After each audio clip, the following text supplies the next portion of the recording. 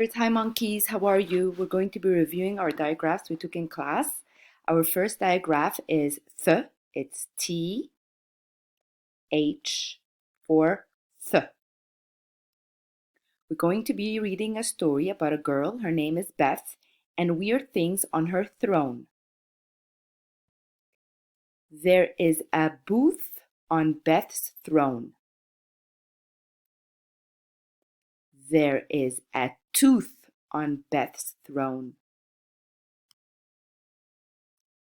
There is a path on Beth's throne. There is a mouth on Beth's throne, and also teeth. There is a bath on Beth's throne. There is a math on Beth's throne. How weird, math, but we all love math.